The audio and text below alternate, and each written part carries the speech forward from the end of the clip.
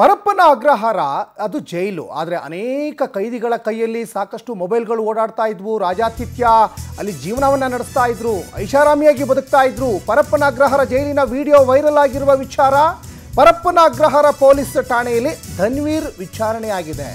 ನಟ ಧನ್ವೀರ್ನ ವಿಚಾರಣೆಗೆ ಪೊಲೀಸ್ನವರು ಒಳಪಡಿಸಿದ್ದಾರೆ.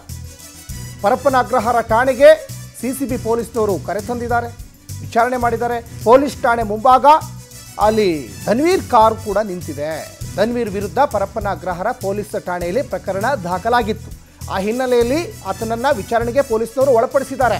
ಜೈಲಾಧಿಕಾರಿಗಳಿಂದ ಧನ್ವೀರ್ನ ಈಗ ವಿಚಾರಣೆ ಕೂಡ ಈಗ ಮಾಡ್ತಾ ಇದ್ದಾರೆ. ಅಗ್ರಹಾರ ಪೊಲೀಸ್ ಠಾಣೆಯಲ್ಲಿ ಪ್ರಕರಣ ದಾಖಲಾಗಿತ್ತು. ಜೈಲಾಧಿಕಾರಿಗಳಿಂದ ಧನ್ವೀರ್ ವಿರುದ್ಧ ದೂರು ದಾಖಲಾಗಿರುವ ಹಿನ್ನೆಲೆಯಲ್ಲಿ ನೋಟಿಸ್ ನೀಡಿ ಒಂದು ಕಡೆ ಈಗ ಈ ಹಿಂದೆ ಕೂಡ ಬೇರೆ ಬೇರೆ ವಿಚಾರಗಳಲ್ಲೂ ಕೂಡ ಧನ್ವೀರಿಗೆ ಒಂದಿಷ್ಟು ಸಂಕಷ್ಟ ಎದುರಾಗಿತ್ತು. ಮತ್ತೊಂದು ಕಡೆ ಇತ್ತೀಚೆಗೆ ಸಾಕಷ್ಟು ಈ ಪರಪ್ಪನ ಅಗ್ರಹಾರದ ಕರ್ಮಕಾಂಡ ಬಯಲಾಗ್ತಾ ಇದೆ. ಇದೇನು ನಿಜಕ್ಕೂ ಜೈಲ ಅಥವಾ ರೆಸಾರ್ಟ್ ಅನ್ನುವಷ್ಟರ ಮಟ್ಟಿಗೆ ಬಿಂದಾಸಾಗಿ ಜೀವನ ಮಾಡ್ತಾ ಇದ್ದಾರೆ.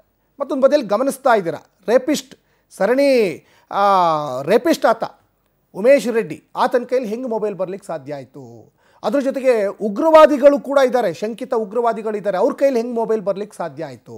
ಜೈಲಲ್ಲಿರೋರು ಯಾರು? ಸಮಾಜಘಾತಕರು, ಜೊತೆಗೆ ಕೊಲೆಗಟಕರು, ಅದ್ರ ಜೊತೆಗೆ ಶಂಕಿತ ಉಗ್ರರು, ರೇಪಿಸ್ಟ್ಗಳು. ಇವರ ಮನಪರಿವರ್ತನೆ ಆಗಲಿ ಅಂತ ಜೈಲೊಳಗಡೆ ಹಾಕಿದರೆ ಮನಸ್ಸೋ ಇಚ್ಛೆ ಇವರು ವರ್ತನೆ ಮಾಡ್ತಾ ಇದ್ದಾರೆ. ನಿಜಕ್ಕೂ ಇದನ್ನು ಜೈಲು ಅಂತ ಹೆಂಗೆ ಹೇಳಕ್ಕೆ ಸಾಧ್ಯ ಆಗ್ತದೆ? ಸ್ವರ್ಗ ಆಗಿಬಿಟ್ಟಿದೆ ಇವರಿಗೆ. ಅದ್ರ ಜೊತೆಗೆ ದರ್ಶನ್ನ ಸ್ನೇಹಿತ ಜೊತೆಗೆ ನಟ ಧನ್ವೀರ್ನು ಕೂಡ ಈಗ ವಿಚಾರಣೆ ಮಾಡಿದ್ದಾರೆ.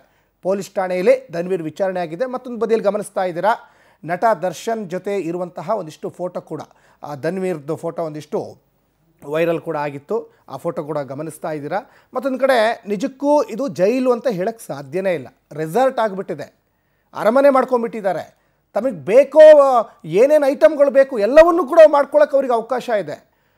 ಅಲ್ಲಿ ಜೈಲಲ್ಲಿದ್ದವರ ಕುಟುಂಬಸ್ಥರ ಜೊತೆ ವಿಡಿಯೋ ಕಾಲ್ ಮಾತಾಡಲಿಕ್ಕೆ ಅವಕಾಶ ಇದೆ. ರಾಜಾರೋಷವಾಗಿ ಬದುಕಲಿಕ್ಕೆ ಅವಕಾಶ ಇದೆ. ಇಷ್ಟೆಲ್ಲ ಇದ್ದ ಮೇಲೆ ಇದನ್ನು ಜೈಲು ಅಂತ ಹೆಂಗೆ ಪರಿಗಣನೆ ಮಾಡೋಕ್ಕಾಗ್ತದೆ? ಇದು ದೇಶದ ಭದ್ರತೆಯ ವಿಚಾರ. ಶಂಕಿತ ಉಗ್ರರನ್ನು ಇದರಲ್ಲಿ ಹಾಕ್ಕೊಂಡಿದ್ದಾರೆ. ಜೊತೆಗೆ ಜೀವಾವಧಿ ಶಿಕ್ಷೆಗೆ ಗುರಿಯಾಗಿರುವ ಉಮೇಶ್ ರೆಡ್ಡಿ ಇದ್ದಾನೆ.